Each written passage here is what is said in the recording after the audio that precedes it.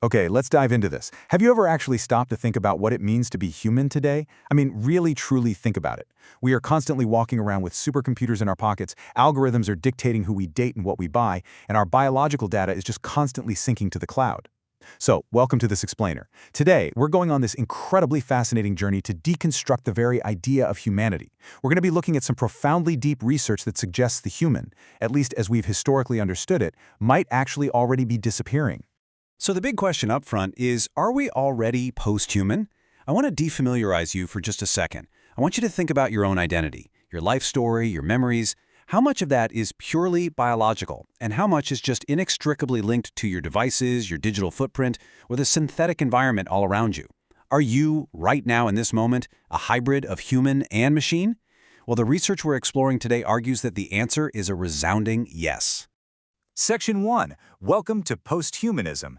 Questioning the human. All right, here is our baseline. Posthumanism.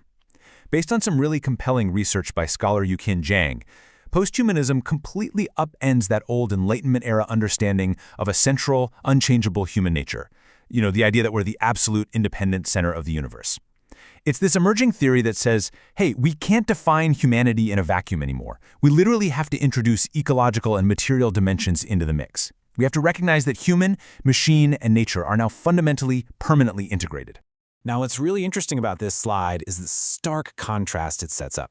On one side, we have the old, liberal, humanist subject. This is the idea most of us probably grew up with, right? That you are this completely conscious, independent, free master of your own narrative.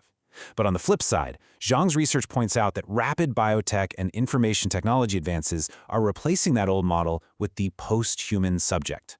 This new subject is sprawling, it's open, and it's defined by what's called embodied integration. You are totally fused with technology and your environment. You're no longer a closed loop. You are part of a massive, interconnected network. Let's move to and see how this builds in Section 2, Age of the Cyborg, Breaching the Boundaries. This brings us to a massively influential, foundational text in this space, Donna Haraway's Cyborg Manifesto. Haraway makes this incredibly provocative assertion that just shakes the very foundation of human uniqueness. She states that by the late 20th century, which she playfully calls our mythic time, we are all chimeras. We are all already fabricated hybrids of machine and organism. In short, we're all already cyborgs. To back this up, Haraway identifies three specific, very leaky boundaries that have been completely breached in our modern era. First up, the boundary between human and animal. I mean, science shows us every single day just how much we share with other species, which really pollutes our supposed uniqueness. Second, there's the boundary between organism and machine. Just think about pacemakers, neural links, or honestly just our total dependency on smartphones. And third, the boundary between the physical and the non-physical. Think about the way microelectronics and digital networks are virtually invisible to the eye, yet they completely govern our physical world. The walls that were keeping humanity neatly categorized, they have totally crumbled. And this brings us to another brilliant thinker, N. Catherine Hayles. She argues that the post-human views human consciousness as just an evolutionary upstart. Our conscious mind desperately wants to think it's the star of the show, but Hayles argues it's actually just a minor sideshow. Our embodiment in biology might literally just be an accident of history. So the next time you think you're making a fully independent choice, definitely keep that in mind. To break this down, Hayles lays out 4 specific assumptions of this post-human view. First, information patterns matter way more than our physical bodies. Second, as we just touched on, consciousness gets completely demoted to a sideshow. Third, and this is a really wild concept to wrap your head around, the biological body is treated as just the original prosthesis. It's basically the very first piece of hardware we learn to pilot before we eventually start adding new technological prostheses. And fourth, because of all this, humans can be seamlessly articulated and merged with intelligent machines. There is absolutely no clear demarcation anymore between a biological organism and a cybernetic mechanism. Moving on to Section 3, The Death of the Subject, Dismantling the Ego. Now, you can think of this as the historical humbling of the human ego. Researcher Stefan Herbrechter mapped this out beautifully.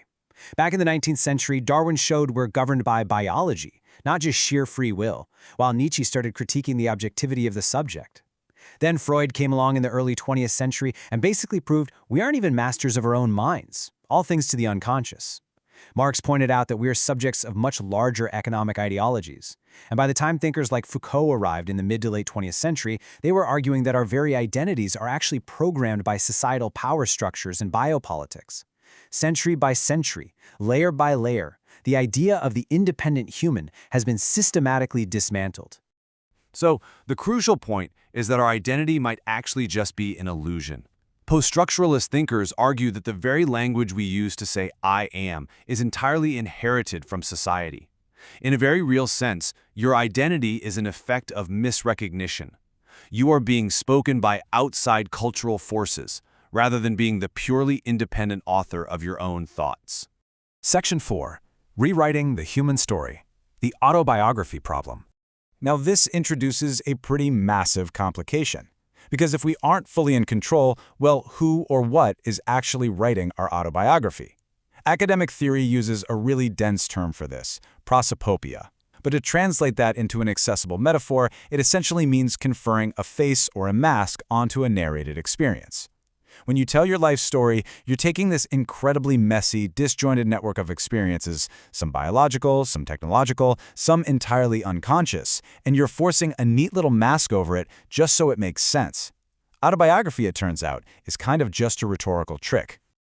To really ground this abstract theory in lived experience, consider this quote from Judith Butler. She says, "To be a body is, in some sense, to be deprived of having a full recollection of one's life." Think about that for a second. Your physical body holds a vast, hidden history. From ancient genetic coding to childhood immunities you literally have no memory of acquiring. Your body has a deep zoological story that your conscious mind can never, ever fully narrate. The philosopher Jacques Derrida saw this whole situation as a complex, double-edged sword. On one hand, you have autoaffection, which is writing your memories to feel alive, essentially creating a living archive of yourself. But on the other hand, this inherently risks what he calls auto-infection. Why?